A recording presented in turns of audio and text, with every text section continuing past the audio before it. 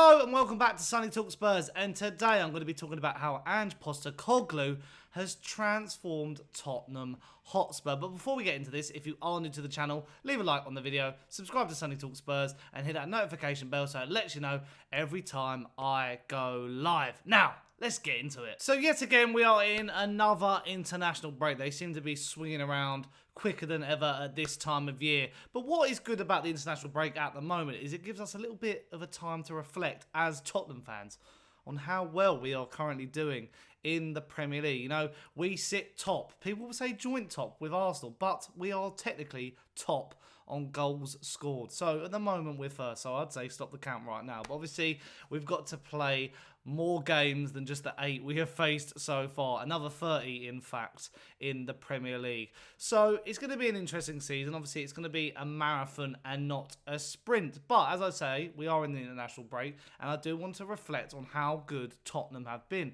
So much positive energy around the club and the fan base at the moment. And I just wanted to really have a little bit of a deep dive into Ange's role and how amazing and important he has been. Not just on the pitch, because that will be about the first half of the video, but also off the pitch as well, because we are such a different team compared to, you know, what we were seeing at points last season. And just to reflect on the Luton game, because obviously I didn't react to it. I had a very busy weekend celebrating my birthday, actually. I saw people say on Match of the Day at the weekend, and also on the TNT coverage, the live coverage of the game, how Tottenham a few years back, you know, we would have gone a man down.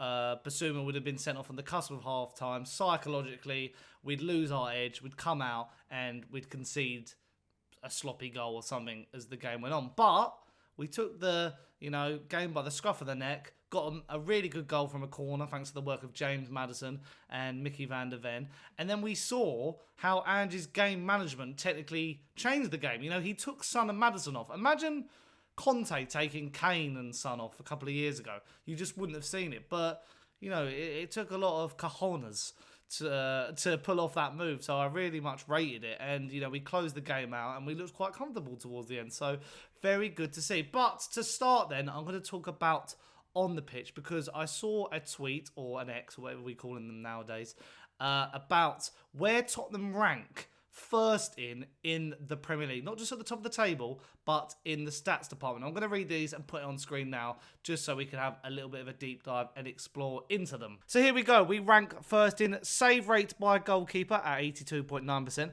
Shots, 153. Shots on target, 56. Non-penalty XG is 15. XAG is 12.6.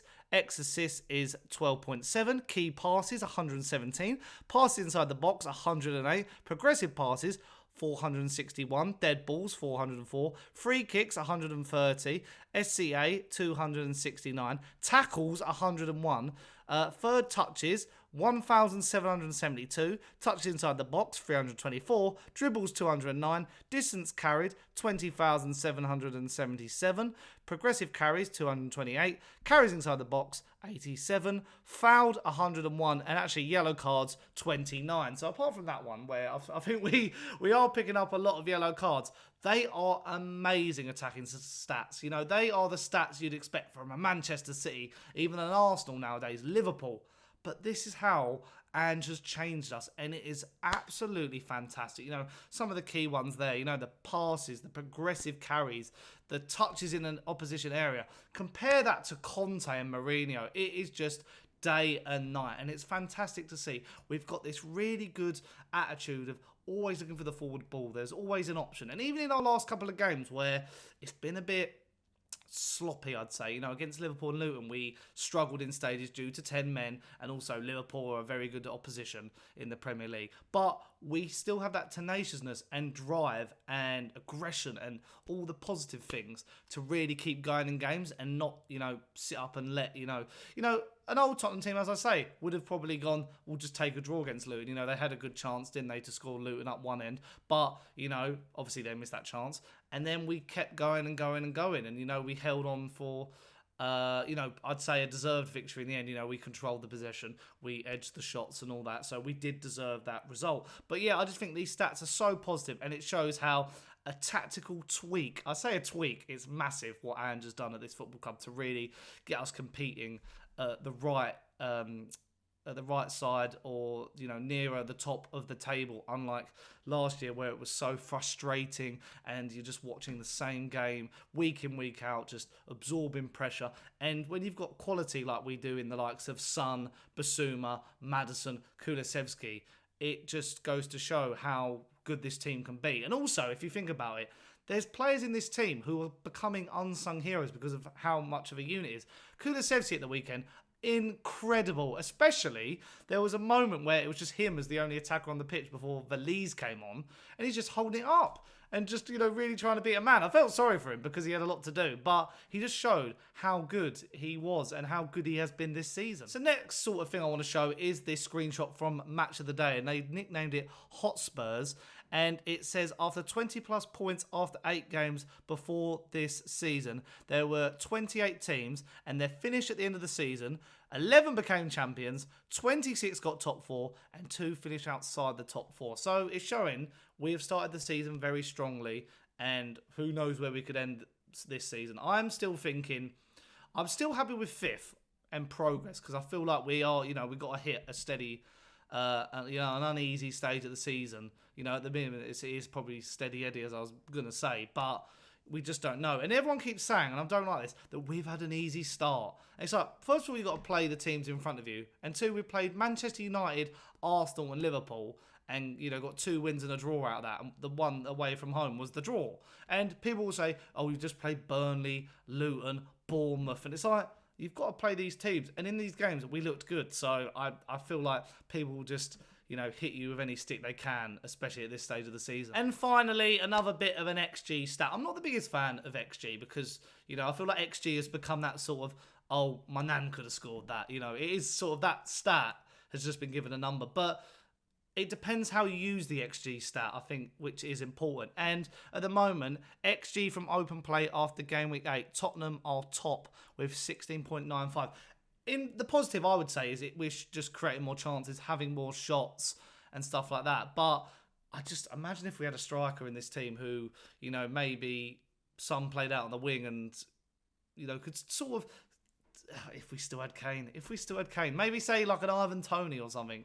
Because my issue is, I do like Richarlison, and I feel like he had, moments in that first half. I felt sorry that he had to come off, but I think that was the right sub for the game to bring Højbjerg on. But imagine if we did have a striker who could, pop up with 15 to 20 goals. I think, where would we finish? I think he would guarantee top 4 then, surely. And finally, to round the video up, less about the on-pitch stuff. I want to talk about the off-pitch stuff, because I've never seen... since Pochettino, it is just a unit. This team is now a unit. It's a family. They're so passionate, and you see it by the celebrations at the end of the Luton game where they're coming over. They're all clapping the fan base. They're giving Micky van der Ven his plaudits, and get some amazing reception by the Tottenham fans as well. The really good travelling faithful. Tottenham fans always travel really well and bring their support. But it's just good to see, a lot of good positive energy at the club. Ange is getting everything out of this young squad as well. The age has come down significantly, and the likes of players who have been sort of thrown in at the deep end. I was talking about the unsung heroes. When I was talking about that, I meant Kulusevski, Pedro Porro, players who are already there. But Udogie, Micky van der Ven, Vicario, these players who have just been chucked in probably at the deep end, and they're actually really getting, well, Ange's getting the best out of them, but they are just living up to higher expectations than we ever thought. We thought these players, Vicario, people weren't sure. Micky van der Ven were like, this guy could be good. Destiny Udogie the same. Could have left, actually, this summer. But they are absolutely incredible. And it's all because of Ange. It's this new mentality. And there seems to be a different energy around the football club. Don't get me wrong, I still will criticise Daniel Levy. He still has to back this manager. But you've got to look. The men's team are absolutely incredible at the moment. Top of the league. Fantastic. The under-21s, again, top of their league. I think they're unbeaten. Magnificent. And the women's team have started the season very good and showing a good change of form under their new manager. So the vibes at Tottenham Hotspur are immaculate at the moment, and it is fantastic to see. And I will be there for it. And wherever we end up this season, just to have that improved atmosphere and vibe and just Tottenham fans happy again. You know, the toxicity last season was awful, and Spurs fans shouldn't go through that. We are such a good fan base, and yeah, it's just good to see, and I'm going to be always here for it. So let me know in the comments down below, what do you make of our start to the season? What do you make of Ange? I'm sure you all love him to bits. Let me know all your thoughts in the comments down below. And if you have enjoyed the video, leave a like, subscribe to Sonny Talks Spurs, and hit that notification bell so it lets you know every time I go live. And I've been Sonny, and I'll see you very soon. And a ciao.